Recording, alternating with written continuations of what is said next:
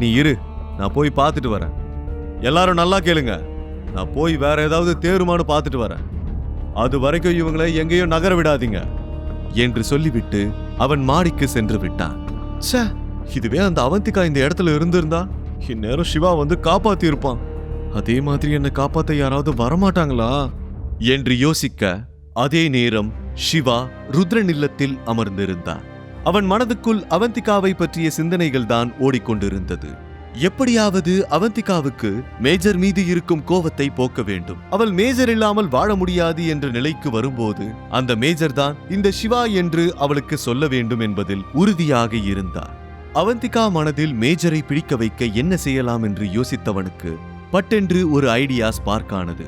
அதற்கான ஒரு திட்டத்தை மனதில் ஓட்டினான். மேஜர் என்று ஒருவன் உண்மையில் இருப்பது போன்ற ஒரு மாயை கிரியேட் செய்ய வேண்டும். அந்த கேரக்டரை அவன் அடிக்கடி சந்திப்பதாக அவளை நம்ப வைக்க வேண்டும்.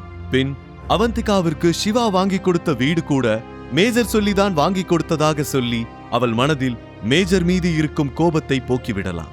அதோடு இப்போது சிவா அவள் வாழ்க்கையில் வந்தது கூட அந்த மேஜர் சொல்லிதான் என்று கூற வேண்டும். இவ்வாறு எல்லாம் சொன்னால் கண்டிப்பாக அவள் மனது மாறிவிடும் என்று சிவா தனது திட்டத்தில் உறுதியாக இருந்தார். ஆனால் தனது அறையில் இருந்த அவந்திகா அதற்கு நேர் எதிராக யோசித்தார். இதுவரை தனது வாழ்க்கையில் வராத மேஜர் இனியும் வராமல் இருந்தால் நன்றாக இருக்கும். தனது மனதில் இருக்கும் பாரம் குறைந்துவிடும். அதற்கு பின் சிவா மீது இருக்கும் ஃபீலிங்ஸை அவனிடம் சொல்லலாம் என்று முடிவு செய்திருந்தார். இருவரும் தங்கள் மனதில் இருக்கும் எண்ணம் தெரியாமல் தனியாக ஒரு திட்டத்தை நினைத்து கொண்டிருக்க, அப்போது சிவாவுடைய செல்போன் ரிங் ஆனது. சிவா போனை எடுத்து "Tell me what happened" என்று கேட்க, மறுபக்கத்தில் இருந்து சொல்லும் விஷயத்தை அமைதியாக கேட்டார். பிறகு சிவா கோவமாக "ஓகே, நான் இமிடியேட்டா வரேன், கண்டினியூஸா வாட்ச் பண்ணிட்டே இருக்க" என்று சொல்லிவிட்டு உடனடியாக எழுந்து வெளியே ஓடி தன்னுடைய காரை அவசர அவசரமாக எடுத்துக்கொண்டு நேராக சுப்ரீம் ஹவுஸை நோக்கி புறப்பட்டான். அவன் எங்கே புறப்படுகிறான் என்று தெரியாத அவந்திகா வேகமாக வாசலை நோக்கி ஓடி வந்தார். ஆனால் அதற்குள் சிவா அங்கிருந்து சென்று விட்டான். அவன் எங்கே போனான் என்று கூட அவளுக்கு தெரியவில்லை. அவந்திகாவால் சிவாவை புரிந்து கொள்ளவே முடியவில்லை. சிவா சுப்ரீம் ஃபேமிலியை நோக்கி காரை வேகமாக ஓட்டினான். சுப்ரீம் ஃபேமிலியில் நந்தினி நடுங்கிக் கொண்டிருக்க, நட்டி சோஃபாவில் அமர்ந்து டேபிள் மீது இருந்த நகைகளை பார்த்து கொண்டிருந்தான். அவன் நந்தினியை தனக்கு அருகில் வருமாறு ஜாடை காட்டினான். முதலில் நந்தினி பயந்தார். பிறகு ஒருவன் பாட்டியின் கழுத்தில் கத்தியை வைக்க, நந்தினி வேறு வழியின்றி நட்டிக்கு அருகில் சென்று உட்கார்ந்தார். நட்டி ஒரு நெக்லஸை எடுத்து அவள் கழுத்தில் வைத்து பார்த்தான். "இந்த நெக்லஸ் உனக்கு ரொம்ப பொருத்தமா இருக்கு. இங்க பாரு, எனக்கு உன்னை ரொம்ப பிடிச்சிருக்கு. நான் உன்னை கல்யாணம் பண்ணிக்கிறேன். நீ இதுக்கு சம்மதிச்சா நீ எந்த காசையும் திருப்பி தர வேண்டியதே இல்ல. நீ கொடுக்க வேண்டிய காசை நானே விக்ரம் சாருக்கு திரும்பி கொடுத்துடுறேன். என்ன சொல்ற?" என்று சொல்லிக்கொண்டே அவன் நந்தினியை முத்தமிடுவதற்காக நெருங்க, நந்தினி அவனை கடுமையாக அறைந்து விட்டார். அவள் மிகவும் பலமாக அறைந்தாள். அவன் நிலை தடுமாறி விழுந்தான். இது அவனுடைய ஈகோவை தூண்டிவிட்டது. அவன் கோபமாக எழுந்து நின்றான். உடனே இடுப்பில் சுற்றியிருந்த பெல்ட்டை கழற்றினான். அதை பார்த்து நந்தினி பயந்து நடுங்கினார். பாட்டியின் கழுத்திலும் ரேகாவின் கழுத்திலும் கத்தி இருந்ததால் அவர்களால் எதுவும் செய்ய முடியவில்லை. அவன் பெல்ட்டை கழட்டி நந்தினியை அடிக்க ஆரம்பித்தான். ரேகாவும் பாட்டியும் நந்தினி அடி வாங்குவதை பார்க்க முடியாமல் கழுத்தில் இருந்த கத்தியை கூட பொருட்படுத்தாமல் அதை விலக்கி விட்டுவிட்டு அவளை காப்பாற்ற ஓடி வந்தார்கள். அதனால் அவர்களும் அவனுடைய அடிக்கு இரையானார்கள். நந்தினி லோகேஷ் வந்து காப்பாற்றுவான் என்று நினைத்து கொண்டிருக்க, லோகேஷ் ரயிலில் ஏறிவிட்டான். அவனுக்கு சீட் கிடைத்து விட்டது. 3வது கம்பார்ட்மெண்டில் ஏசி சீட் கிடைத்தது. ஆனால் அவனுடைய சீட்டை சுற்றி சூழல் வசதியாக இருக்கவில்லை. ஏனென்றால் அவனுடைய சீட்டுக்கு அருகில் 5 நடுத்தர வயது ஆண்கள் ட்ரிங்க்ஸ் பண்ணிவிட்டு சத்தமாக பேசிக் கொண்டிருந்தார்கள். அவர்களுடைய சிரிப்பு சத்தம் அந்த கம்பார்ட்மெண்ட் முழுக்க எதிரொலித்தது. மறுபக்கம் சில கல்லூரி பெண்கள் அரட்டை அடித்துக் கொண்டிருந்தார்கள். அவனை சுற்றி இரைச்சலாக இருந்தது. ஆனால் லோகேஷுக்கு வேறு வழியில்லை. அதுதான் கடைசி ரயில். அவனுடைய சீட் அப்பர் பர்த்தில் இருந்தது.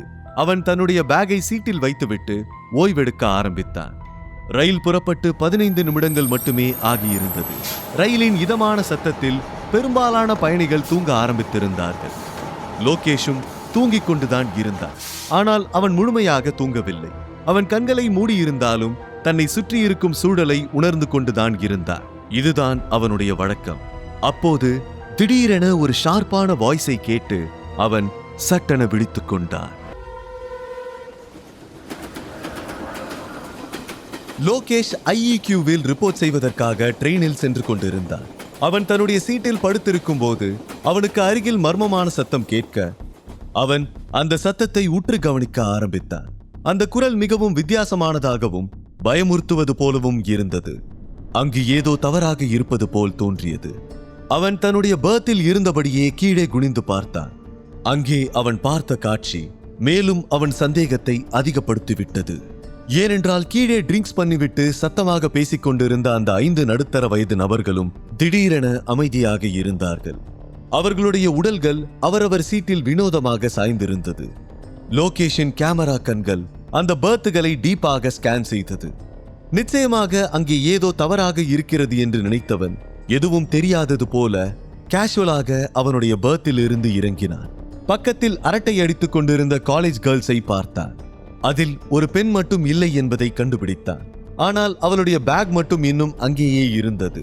லோகேஷ் சுற்றுமுற்றும் கண்களால் நோட்டமிட்டான். ஆனால் அவனுக்கு எந்த அறிகுறியும் தெரியவில்லை. எல்லோரும் அவரவர் வேலையில் மும்மரமாக இருந்தார்கள். அப்போது ரெஸ்ட் ரூமை நோக்கி யாரோ போவது போன்ற காலடி சத்தம் கேட்டது. பின் சிங்கில் இருந்து தண்ணீர் கொட்டும் சத்தமும் கேட்க ஆரம்பித்தது. அதை கேட்டவுடன் அவன் இதயம் வேகமாக துடித்தது.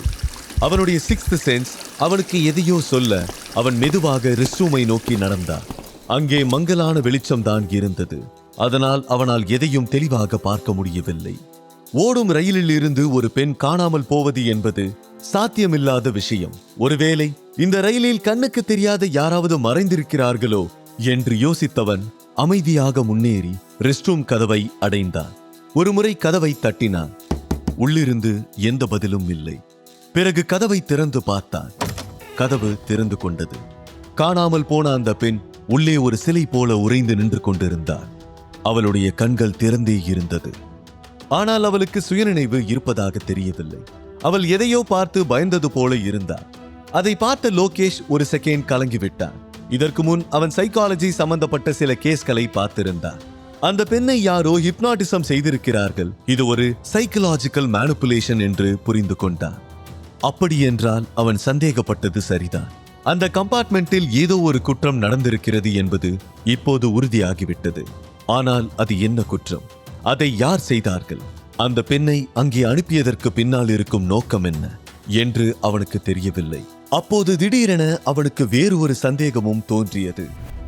ஒருவேளை இது அவனை அவனுடைய பர்த்தில் இருந்து அப்புறப்படுத்துவதற்காக நடந்த சதியாக இருக்குமோ என்று நினைத்தான். அவன் மனதில் இப்போது பல புதிரான கேள்விகள் ஓடிக்கொண்டிருந்தது. எல்லா கேள்விக்கான பதிலையும் ஒன்றாக இணைத்து பார்த்தால் ஏதாவது கண்டுபிடிக்கலாம் என்று நினைத்தான்.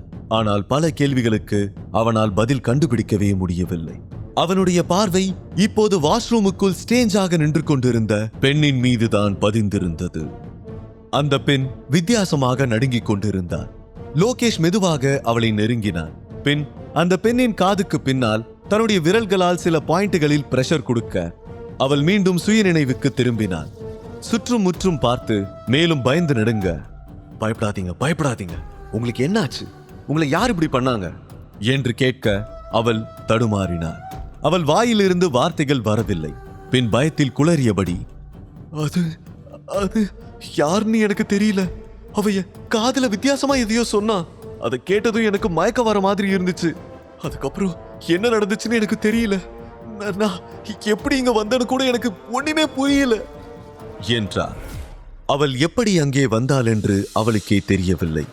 கொஞ்சம் நல்லா யோசிச்சுப்பாரு, அவ எப்படி இருந்தா, என்ன சொன்னா என்று பிரஷர் பண்ணி கேட்க அவள் ஆழமாக யோசித்தாள். But no use. நன்றாக ஞாபகப்படுத்தி பார்த்தும் அவளுக்கு எதுவுமே நினைவுக்கு வரவில்லை. அப்போது லோகேஷ் கதவுக்கு அருகில் ஒரு வாட்டர் மார்க்கை கவனித்தார். அதோடு காற்றில் ஒரு லேசான வாசனை கலந்திருப்பதையும் உணர்ந்தார். அது அவனுக்கு பழக்கப்பட்ட வாசனையாக இருந்தது. அது கிட்டத்தட்ட ஒரு காட்டுப்பூவின் நறுமணம் போல இருந்தது. அவன் மனதுக்குள் வேகமாக சில விஷயங்கள் ஓடியது.